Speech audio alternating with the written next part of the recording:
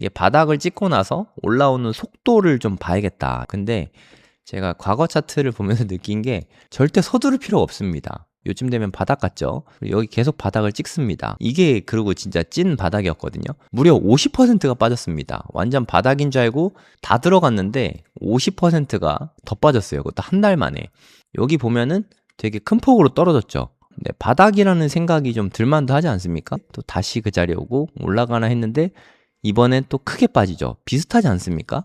네, 한 30% 정도 더 빠집니다. 30%. 우리가 각오하고 있는 그 4만 달러대가 올 수도 있어요. 네, 아무도 모릅니다. 안녕하세요. 성정길입니다. 지금 시각은 6월 18일 오후 6시 23분입니다. 이 뉴스가 오늘 발표가 됐습니다. 원래는 당초에 스위스에서 대면으로 서명을 하기로 했는데 좀 급했나 봐요. 네, 트럼프랑 이란 대통령인가요? 네, 전자서명으로 공식 서명을 했습니다. 이제 미국하고 이란하고 공식적으로 종전이 됐습니다. MOU 체결했고요. 다만 스위스에서 원래 19일 날 만나기로 했잖아요. 한국 시각으로 내일이 19일인데 실무진들은 미국의 벤스 부통령이랑 이란의 실무진들은 예정대로 스위스에서 만날 예정이라고 합니다. 근데 완벽하게 다 끝난 건 아니잖아요, 사실. 핵을 포기하게 되는데 이 방식에 대해서도 세부적인 의논이 필요할 거고요. 그리고 호르무즈 해협도 일단은 60일 동안은 완전 개방하는 걸로 합의를 했거든요.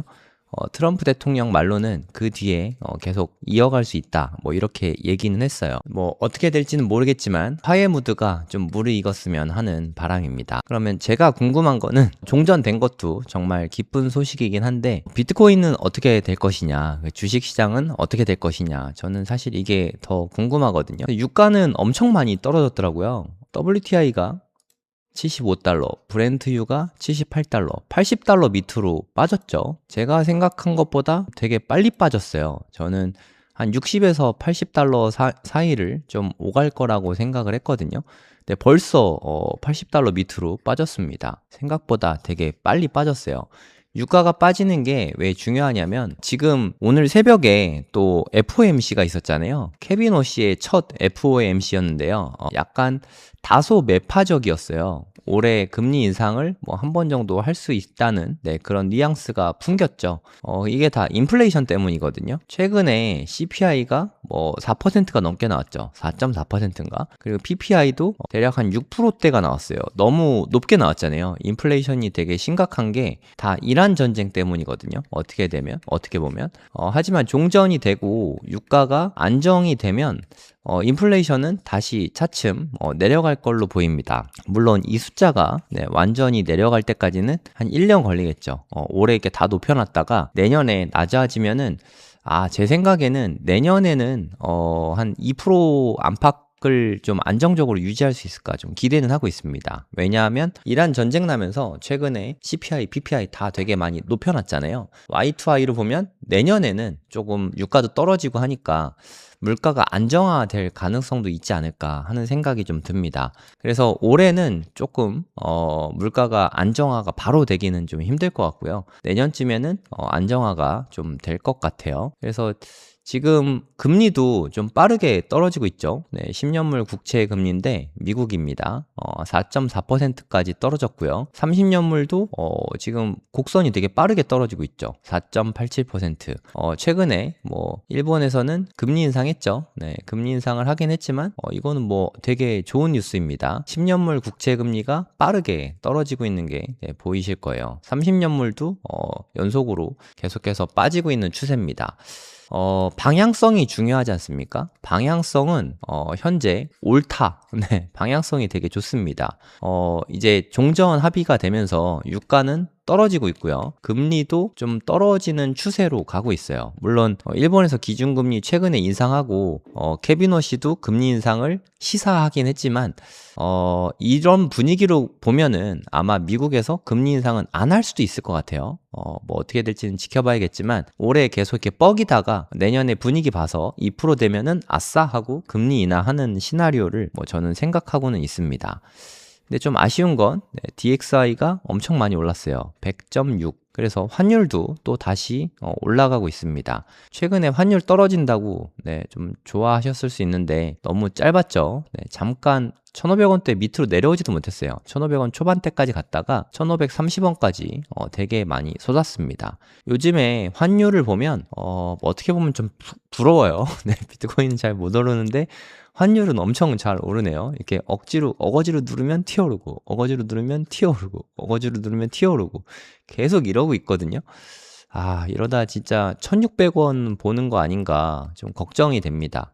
여러분들 다 리먼 사태는 기억하시죠? 뭐 그렇게 오래 안 됐으니까. 리먼 사태 때 제일 높았을 때가 1,597원입니다. 1,600원 못 찍었거든요. 그리고 이건 정말 심각했던 IMF 때거든요. IMF 때도 1,800원대였어요. IMF까지는 안 가더라도 리먼 사태 때를 추월할 수도 있지 않을까 그런 생각이 좀 듭니다. 그래서 다소 무섭습니다. 제 생각에 내년 하반기에는 확실히 좋을 것 같고, 그러면 올해는 어떨 것 같냐, 이게 좀 중요한 부분이지 않습니까? 그래서 제가 좀 찬찬히 다시 좀 살펴봤어요. 이게 바닥을 찍고 나서 올라오는 속도를 좀 봐야겠다, 이런 생각이 좀 들었거든요. 속도는 왜 보는 거냐, 여러분들 막 가격이 많이 빠지면, 예를 들어서 막 59,000달러 이런 식으로 되면 막 사고 싶잖아요. 금방 날아갈 수도 모르니까. 근데 제가 과거 차트를 보면서 느낀 게 절대 서두를 필요가 없습니다. 현금 있으신 분들도 그냥 분할 매수 하시면 돼요. 왜냐하면 이때가 가장 대표적인데요. 여기가 2018년이고 여기쯤 가면은 2019년이거든요. 이때는 특히나 하락장이 되게 길었어요. 예를 들어서 요쯤 되면 바닥이잖아요. 요쯤 되면 바닥 같죠. 여기 계속 바닥을 찍습니다. 그럼 여기서 분할 매수를 하고 왕창 삽니다. 시드를 다 투입했어요. 그 다음에 여기서 재앙이 한번 떨어지죠. 이게 그리고 진짜 찐 바닥이었거든요. 무려 50%가 빠졌습니다. 완전 바닥인 줄 알고 다 들어갔는데 50%가 더 빠졌어요. 그것도 한 달 만에. 이거 멘탈 버틸 수 있는 사람 없거든요. 이게 바로 현금을 모아놔야 하는 이유입니다. 그래서 저도 60% 정도 샀다고 말씀드렸잖아요. 솔직히 저 지금 그냥 남은 거 다 사버릴까? 이런 생각이 계속 들어요. 아까 방송 시작하기 전에도 이 정도면 가격 좋은데 그냥 다 사버릴까? 이런 생각이 들었었는데 참았죠. 당연히 참았습니다. 여러분들도 좀 참으시라고 이렇게 이야기하는 거예요.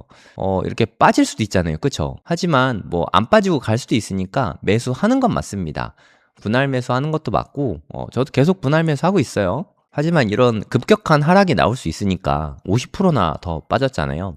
서두를 필요가 없습니다. 그리고 나서 또 여기에서 한참 횡보하지 않습니까? 떨어졌다고 급하게 막 이런 데서 떨어지는 칼날 잡으려고 매수할 필요도 없어요. 그냥 천천히 느긋하게 분할 매수하는 게 최선의 방법이라는 생각이 좀 듭니다. 이게 지지난 사이클이었죠. 그럼 지난 사이클은 어떠냐? 지난 사이클도 한번 볼게요. 되게 비슷해요. 제가 느끼기에는. 여러분들도 한번 비교를 해보시기 바랍니다. 여기 보면은 되게 큰 폭으로 떨어졌죠. 요 정도 빠졌으면 바닥이라는 생각이 좀 들만도 하지 않습니까? 그리고 나서 올랐다가 또 빠지죠. 되게 비슷해요. 2018년에도 똑같았습니다. 다시 한번 볼게요. 급하게 빠졌다가 올랐다가 다시 그 자리에 오고요. 올랐다 다시 그 자리에 오고, 올랐다 다시 그 자리에 오고, 올랐다 다시 그 자리에 오다가, 그럼 여기가 찐 바닥이구나 했을 때 50% 빠졌잖아요. 그쵸? 좀 기억을 해두시면 좋을 것 같습니다. 그리고 여기가 2022년이거든요. 크게 빠져가지고 여기가 한 17,000 정도 됐거든요. 이제 여기가 바닥이구나 했을 때 올라가죠. 올라가는 것까지 좋았는데 다시 그 자리에 옵니다. 또 올라가나 했는데 또 다시 그 자리에 오고, 올라가나 했는데 이번엔 또 크게 빠지죠. 비슷하지 않습니까? 얼마큼 빠졌는지도 한번 체크해 볼게요. 한 30% 정도 더 빠집니다. 물론 2019년에는 50% 빠졌으니까 30%쯤 빠지는 거는 그렇게 안 아플 수도 있어요. 그쵸? 하지만 만약에 64,000에서 30% 빠지잖아요? 이때 27% 빠졌으니까 25% 빠졌다고 치겠습니다. 25% 하락하면 48,000입니다. 48,000. 우리가 각오하고 있는 그 4만 달러대가 올 수도 있어요. 아무도 모릅니다. 이거는 저는 안 올 가능성이 높다고 생각하긴 하는데 대비는 하고 있잖아요. 아무도 모르니까. 여러분도 4만 달러대가 되면 난 어떻게 해야 되지? 그거에 대한 마음의 준비, 그리고 실질적인 전략을 미리 세워두셔야 돼요. 그래야 멘탈이 털리지 않습니다. 4만 달러 때까지는 그냥 빠질 수 있다. 이렇게 마음을 좀 열어놔야 돼요. 최근 2번의 사이클이 다 그랬거든요. 여기가 찐 바닥이구나 생각했을 때 한 번 더 내렸단 말이에요. 거기서 완전히 개민 다 털리죠. 바닥 같은데 50% 빠지고, 여기도 바닥 같은데 한 30% 빠지고, 그래서 바닥 같은데 여기에서 또 한 30% 빠질지도 모르는 거거든요. 그래서 늘 조심하셔야 됩니다. 되게 무서워요. 비트코인이 만만한 자산이 아니잖아요. 네. 하지만 꼭 바닥일 필요는 없다고 생각해요. 제 개인적으로는. 무슨 말이냐면 지금 64,000이죠. 멘탈만 안 털리면 됩니다. 64,000인데 제 생각에 다음번 뭐 고점이 언제 올지는 모르겠어요. 뭐 제 생각에 한 2030년 안팎에 올 것 같긴 한데, 그때 저는 한 30만 달러에서 50만 달러 정도, 요 정도 기대하고 있거든요. 된다라기보다는 기대를 하고 있다. 투자자니까 기대는 할 수 있잖아요. 요 정도 된다고 치면 지금 매수를 해도 한 5배 정도 수익이 기대되죠. 5배, 400%. 충분히 높습니다. 이때 만약에 48K가 오면 사야지 이렇게 기대를 하고 있었다고 칠게요. 근데 정확하게 50K까지만 딱 찍고서 반등을 했다. 그래서 하나도 못 샀다. 그럼 이 수익이 아예 없는 거잖아요. 그거는 오히려 놓치게 되니까 가장 안타까운 일이라고 생각합니다. 그래서 저는 뭐 계속해서 분할 매수했죠. 요때부터 했습니다. 계속 분할 매수하고 있고요. 지금도 분할 매수 계속 하고 있습니다. 앞으로도 계속 분할 매수 할 거고요.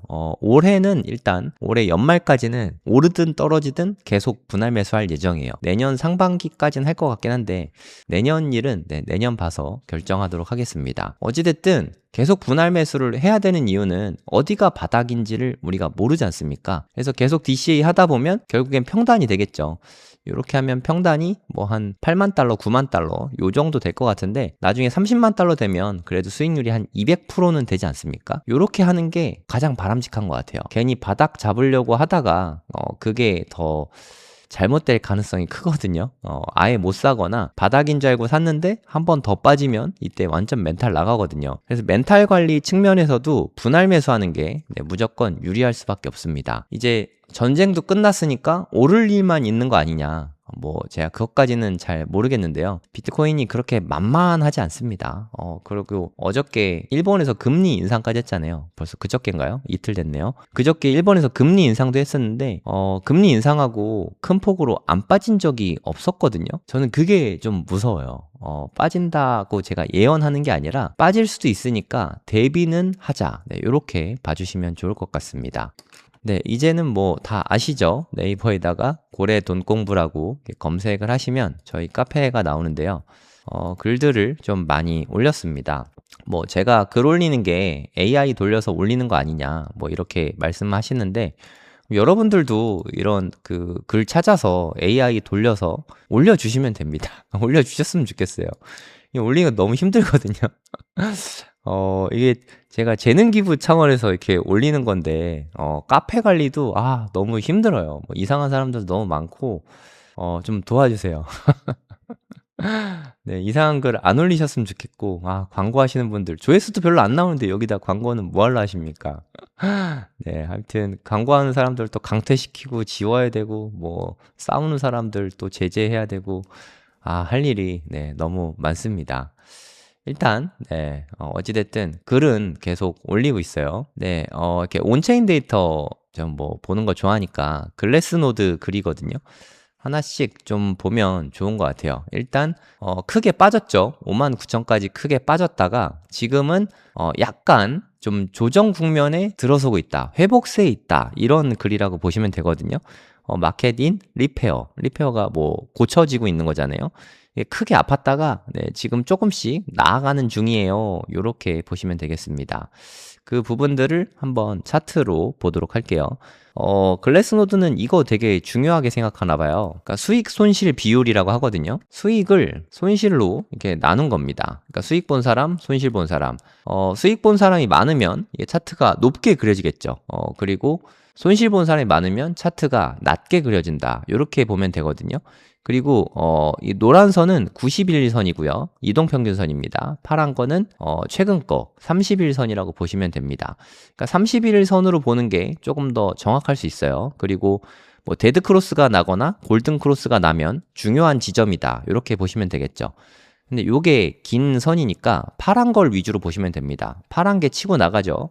요런 게 좋은 겁니다. 최근에 보면 여기에서 골든 크로스가 났어요. 그쵸? 최근에 골든 크로스가 나고 또 이렇게 데드 크로스가 현재 나 있는 상태거든요. 그리고 나서 이제 조금 올라오고 있습니다.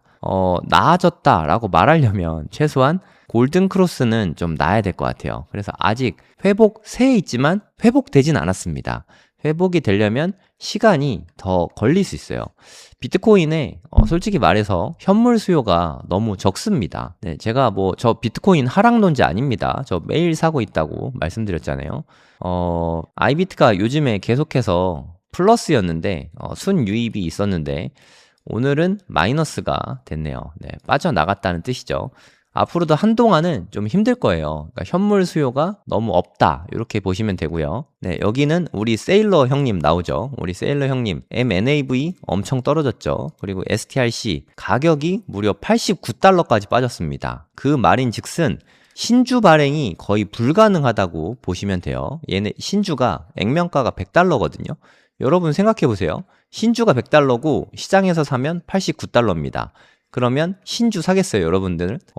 프리미엄을 붙여서 사는데 안 팔리겠죠? 안 팔립니다. 아예 이럴 때 발행을 할 수가 없어요. 가격이 100달러 근처, 그러니까 최소한 99.5달러, 요 정도는 돼야 팔리거든요.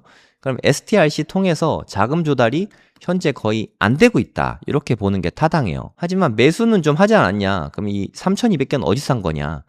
아마도 애더마켓으로 던진 것 같습니다. 본주를 판 거죠. MSTR 본주를 던지고 있는데 그러면 당장 희석되죠. 주식이. 예를 들어 100개의 주식이 있는데 그리고 10만 원이다. 그리고 100주를 더 발행하면 200주에 5만 원이 되는 거잖아요. 주가가 떨어집니다. 그걸 희석된다고 말을 하는데 지금 MNAV가 떨어지고 있죠. 프리미엄이 계속 떨어지고 있습니다. 이런 식으로 애더마켓 하면 1 미만까지도 떨어질 수 있어요. 저도 스트래티지 주주거든요. 주주지만 스트래티지 사실 거면 그냥 비트코인 사세요 라고 말씀 많이 드렸잖아요. 아직도 유효합니다. 이거 지금 싸니까 사면 좋지 않나요? 이게 마이너스가 아니라 1 밑으로 떨어질 수도 있습니다. 0.9, 0.8 이렇게 떨어질 수도 있거든요. 그럼 비트코인이 빠질 때 MSTR은 더 많이 빠진다는 의미거든요.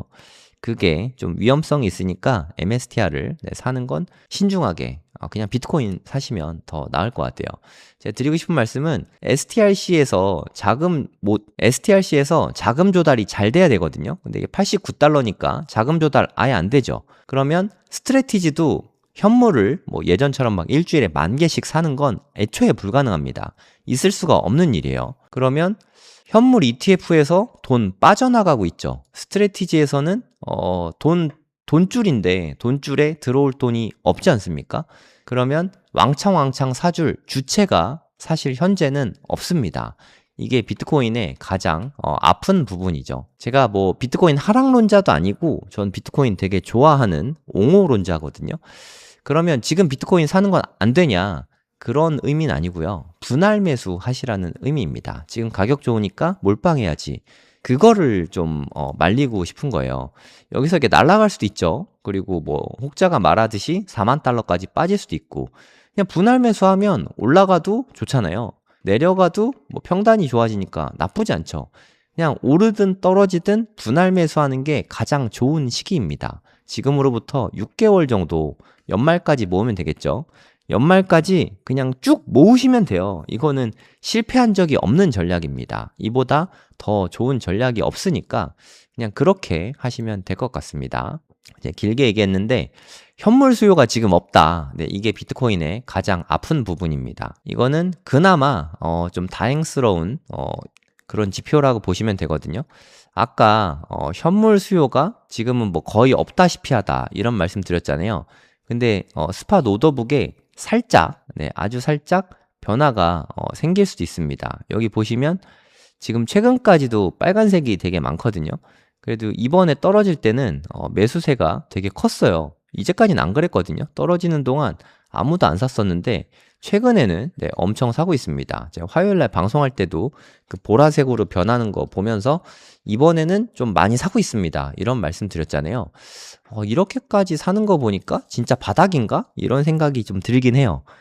사실 그런 생각이 들어서 아까 그냥 남은 거 40%다 몰빵해 버릴까 이런 생각했었는데 정신 차리고 네, 다시 분할 매수하고 있습니다. 연말까지 나눠서 네, 분할 매수하는 게 최적의 방법이라고 생각해요. 네, 이게 아까 제가 드렸던 말씀인데 요즘에 그런 생각하는 분들이 많나 봐요.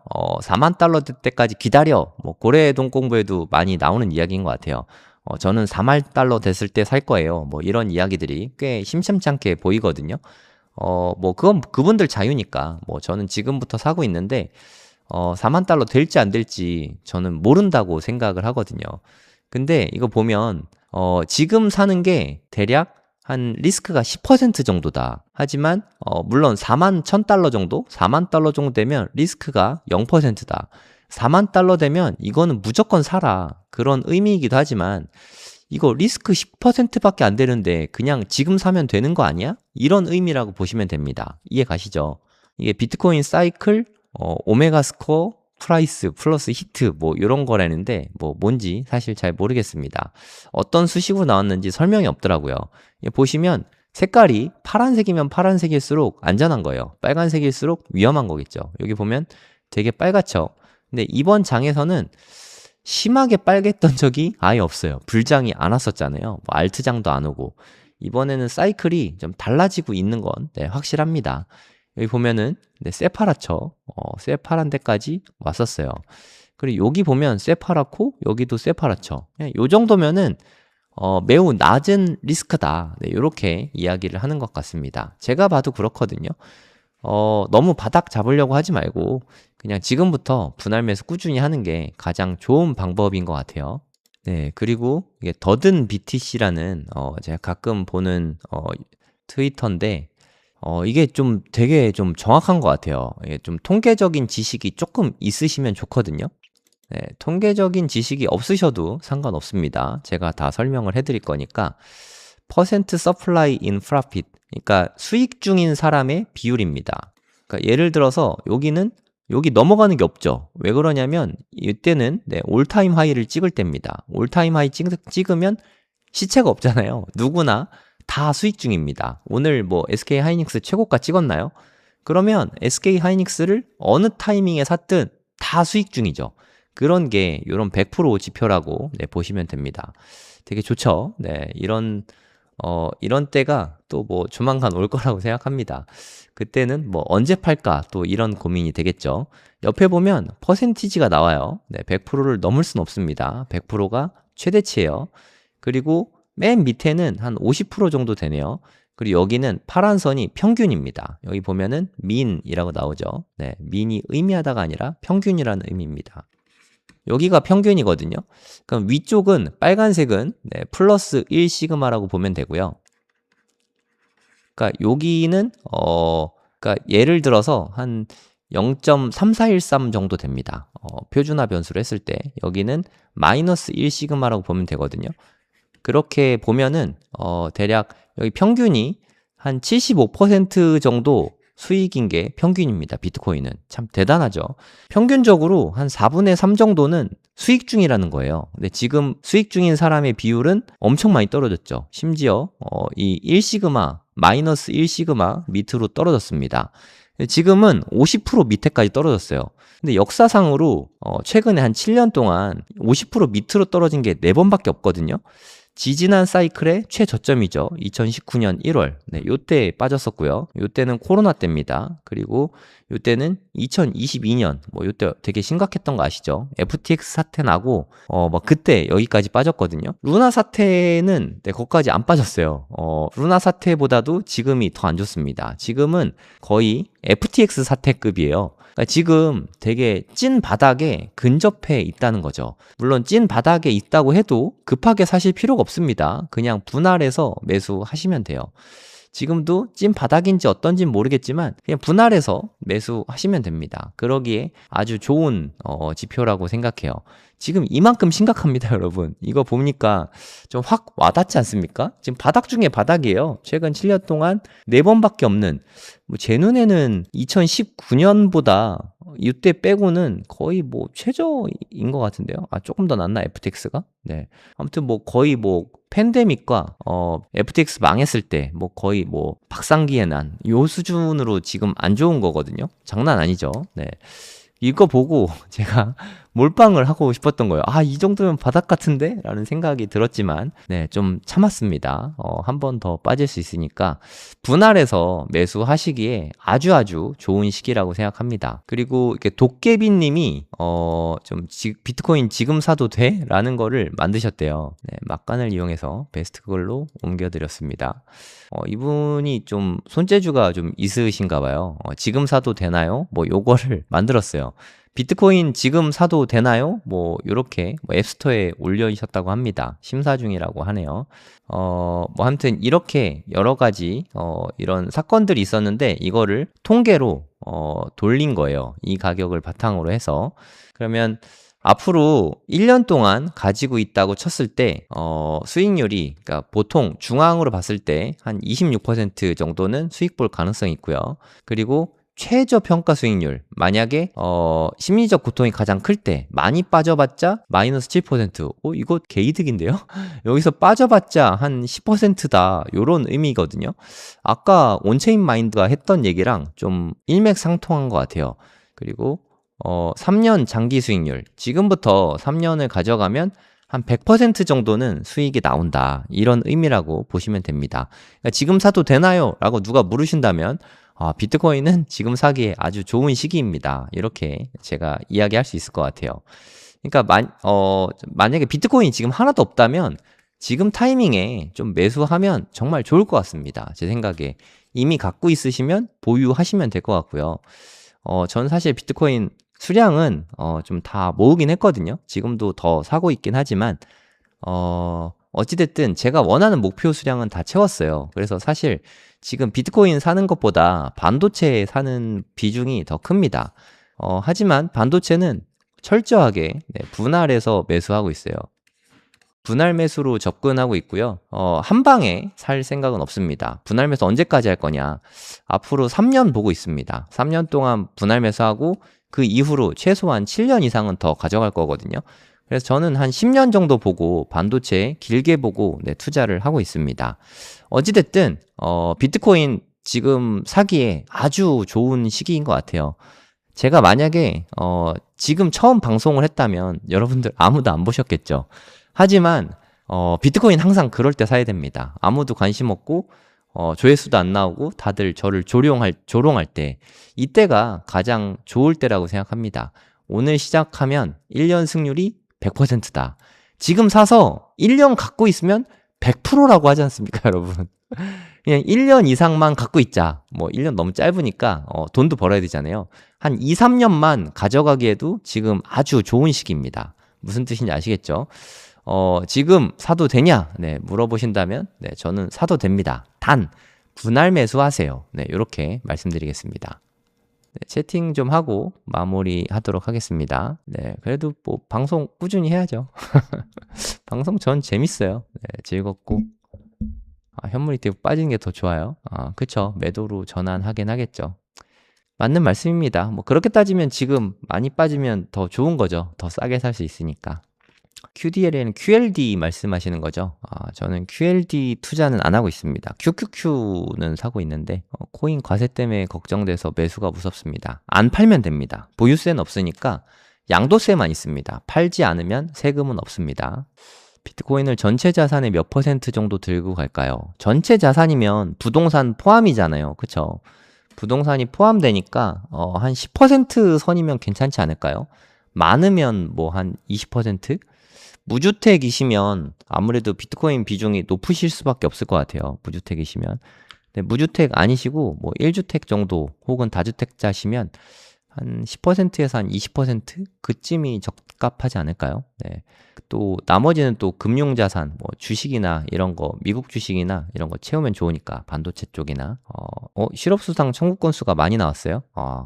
이거는 뭐 우리나라 아니니까 좋아해도 되겠죠. 미국 실업률이 너무 낮아요, 사실. 걔네 실업이 좀 나와야 금리 인하도 하고 하는데 경기 부양책으로. 나스닥 차트 보면 하락 시그널이 너무 크던데요. 그러니까요. 저도 무섭습니다. 스페이스X가 더 심하게 막 하고 있어요.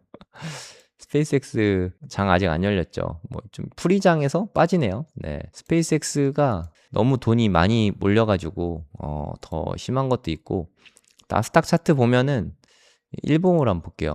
뭐 저는 좀 많이 무섭습니다. 뭐 제 고래 식구분들한테 많이 얘기했는데, 이거 뭐 일봉상으로 하락 다이버전스가 너무 깔끔하게 걸려 있거든요. 이게 과연 돌파할 수 있을지. 나스닥이 이렇게 훅 빠지게 되면 비트코인이 또 한 번 빠지게 되겠죠. 그래서 지금이 바닥 같긴 한데 블랙스완이 갑자기 터지면 외부 변수로 나쁜 일이 생기면 그건 누구도 장담할 수가 없습니다. 네. 분할 매수 하셔야 합니다. 카페에 고급 자료 꾸준히 올려줘서 감사하다고요. 네. AI 돌린다고 뭐라 하시는 분들 되게 많더라고요. 뭐라 하시지만 말고 좀 본인들도 올려주시지. 보기만 하시면서. 시간 많이 걸립니다. 네, 한번 해보시면, 이게 쉬운 게 아니구나 하고 느끼실 거예요. 일단 자료 서치하는데 시간이 엄청 걸려요. 제가 글 한 5개, 6개 올리는데 한 2시간 정도 걸리거든요. 네, 편하게 보시면서, 너무 앙탈 안 부리시면 좋을 것 같아요. 네, 방송 여기서 마무리하도록 하겠습니다. 네, 편안한 밤 되세요. 감사합니다.